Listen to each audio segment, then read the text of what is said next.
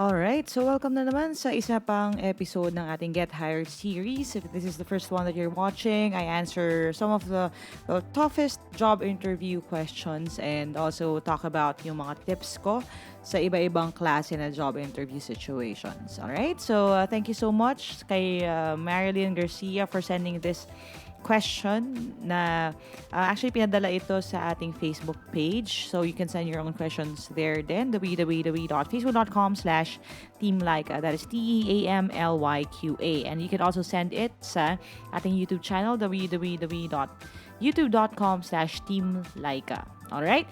So today, again, ang question naman ni Marilyn is how do you handle your stress? This is very important kasi parami ng mga companies ang tatanong nito.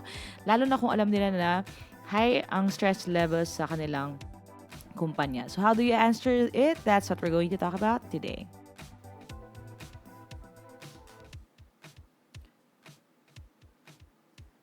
Alright. So again, thank you so much, Marilyn, for sending this question. Actually, ito yung mga tanong na medyo palalim na tayo, no? Okay? So, napag-usapan na natin yung ibang mga commonly asked questions and tell me something about yourself. How do you rate yourself? Dun sa ating huling episode. Pero ito in particular is something that you really need to prepare for kasi baka catch kayo off guard kung hindi nyo alam nyo sasabihin ninyo.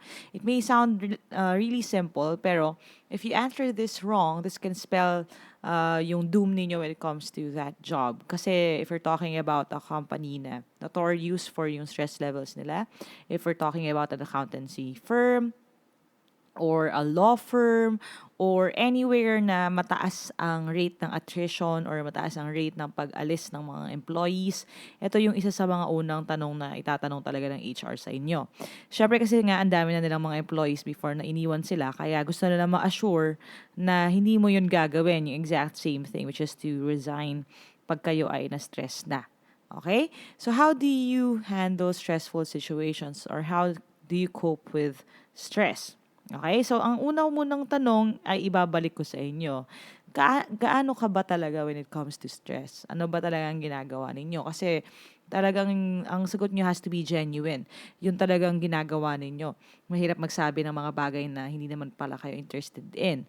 Okay? Kasi na-encounter ko na yan actually. May nagsabi sa akin na I travel. Tapos sabi ko, oh, where have you been lately? Tapos ang sagot niya, well, I haven't been traveling really.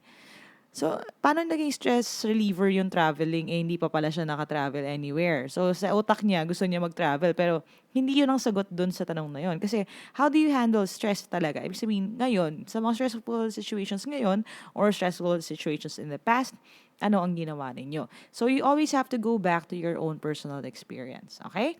Now, there are a few things that I want you to understand. Number one, stress is normal. Okay? Stress is normal. If you could tell your employer that, go ahead. Okay? So you could say, I believe that stress is normal. It's actually our response to stress. That's usually the problematic part. Okay? So you can say na stress is normal, but some people really can't deal with stress. And then you can jump into yung kung ano yung ginagawa ninyo normally when it comes to stressful situation. Ngayon, what are the things na safe sabihin? Okay? Again, if dito na papasok yung if you have anything other than work na ginagawa. Okay? If you have kids, you can talk about your kids. You can tell them na when I feel stressed out, I just spend time with my kids. After all, they're the reason why I want to work or they're the reason why I want to pursue this job position or they're the reason why I really wake up every day. So you can say that. Okay? In the same way na pag ako rin tinatanong how do you handle your stress, I talk about my dog. Okay? Kasi when I talk about my dog, then siya yung stress reliever ko, siya inspiration ko, napapaisip sila, okay. So, ito okay to kaya niya. Kasi may asong sasalubong sa kanya sa bahay. So, pag pinag-usapan natin anak, mas maganda yun. Kasi actually, yun yung pinaka-best eh. You can tell them na sometimes when I feel so sad or there are things that are going on at work, it takes just a simple hug or kiss from my child and I'll be all set for the next day. So that's a good response. What else? What are your hobbies? What are the things that you do on the weekend? Okay? Kayo ba ay tumatambay lang po pag weekend? Kayo ba ay naglalaro lang ng mobile games or anything like that? mas maganda if you have anything productive. So one of the things that I used to talk about when it comes to job interviews, ay sinasabi ko yung mga ginagawa ko on the side. So I say na I write or I keep a movie review blog. I write on the weekends or I paint. I do some of my creative work. And I feel that every time I finish up a new painting or I finish a new sculpture, a lot of that stress kind of drains out of me and I just feel energized for another week. So you can say something like that. So ano ba ang ginagawa ninyo? Do you cook a lot? Do you write? Do you read? Do you watch movies? Anything na practical, anything na talagang ginagawa mo. Kasi mahirap lang din, again, pag nagsalita ka ng ganun, tapos pag tinanong sa'yo, oh, anong huli mong pinaint or anong ginuhuli mong pinanood na movie, tapos wala kang masagot. Eh, paano na yun? Okay? So again, make sure na totoo yan sa buhay ninyo. Ano ba talaga yung ginagawa ninyo? Okay? So again, quick recap lang. Make sure that you acknowledge the stress is normal. Make sure that you find something genuine to say. Okay? And then you can go on and tell them about a stressful situation in your life. Okay? Yun yung pinaka-best na finale when it comes to this question. Ano ba talaga yung mga sitwasyon na talagang na-stress ka na before? Anong klaseng sitwasyon? Kung kayo ba ay nagtrabaho na sa isang high-powered na position before, high-stress situation, ano ang ginawa mo? Paano ka nag-cope? Okay? So you could say something like, I used to work for a store that was open 24 hours in a day. Sometimes we would get these really mad or irate customers and I have to deal with them. And I always go back to the saying that the customer is always right. And I try my best to shake off any of the stress from work when I get home. And then that way I can just completely rest at home and come back the next day fully energized and rejuvenated. Something like that. Okay? So again, ang ginagawa mo ngayon, magbibigay ka ng practical na situation before. Okay? We handled for example, I would talk about we handled a big conference that was set out of town, so I didn't have my security blanket with me. I didn't have my family with me, but okay, I think that when it comes to stress, planning is the first and immediate cure for stress. It's actually the one thing that could keep you from adding any stress in your life. So the first thing that I do is to actually plan ahead whenever there are big projects coming up, whenever there are situations that I know would be very stressful. Like for example, accounting firm, you can talk about. Remember how at every period close or at every month end, we encounter a lot of work. So during those days, I try my best not to plan anything else so I can focus on my job. And then right after that, I try my best to take my family out or maybe just spend more time with them so I could let go of some of that steam.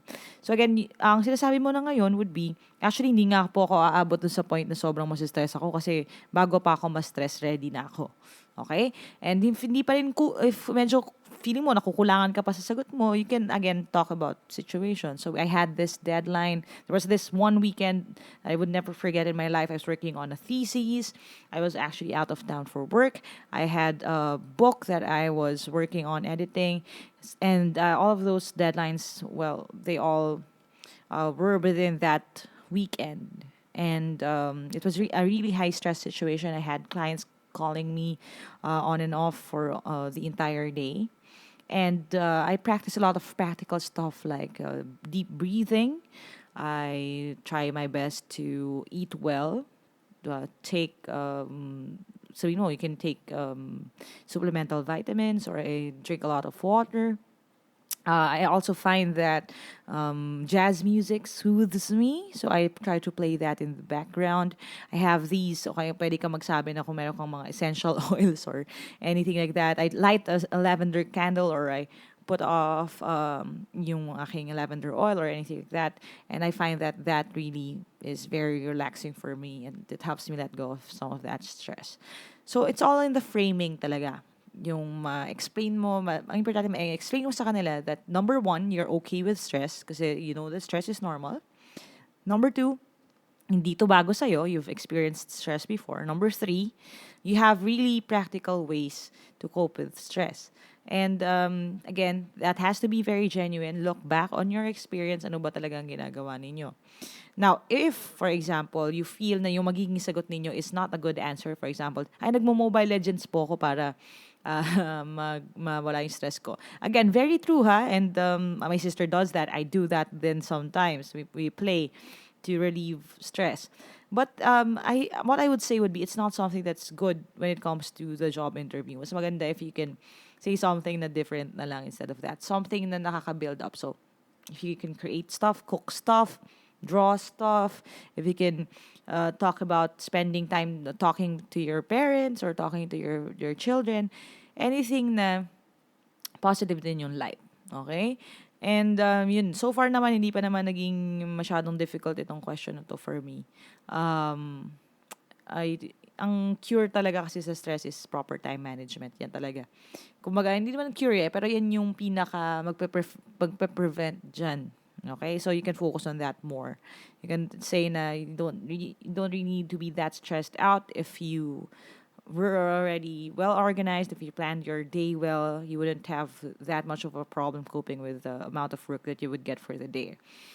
So, yun. Sometimes I talk then about not leaving the office until I have everything ready or ironed out so that the next day I would have a fresh batch of problems to deal with. So I never leave any stone unturned. I don't leave any task unfinished during the day so that the next day I could be ready to face on a new battle. Okay? So something like that, anything na makaka-build up dun sa character mo para alam nila na, okay, hindi lang to yung tipong tao na pag na-stress, ayaw na. Okay? Gusto niya, proactive siya sa stress. Gusto niya, prepared siya, ready siya sa mga ganong sitwasyon. Okay, so again, that's it for now. Thank you so much, Marilyn, sa iyong question. And again, if you have any questions like these, or these yung mga pinadala nyo na rin noon at gusto nyo sagutin ko, you can always go to our Facebook page or the YouTube channel. Just send the questions there. Alam niyo, I try to churn out these podcast episodes every few days. Pinodcast ko talaga siya, hindi ko na ginagawang video para mas marami akong masagutan. So I really hope this helps you out. And that's it for now, I guess. Again, there are no perfect people, no perfect jobs, but there are perfect people for the perfect job. So I really hope you find the perfect job for you. Thanks, guys, for listening, and I'll talk to you guys really soon. That's it for now. Bye for now.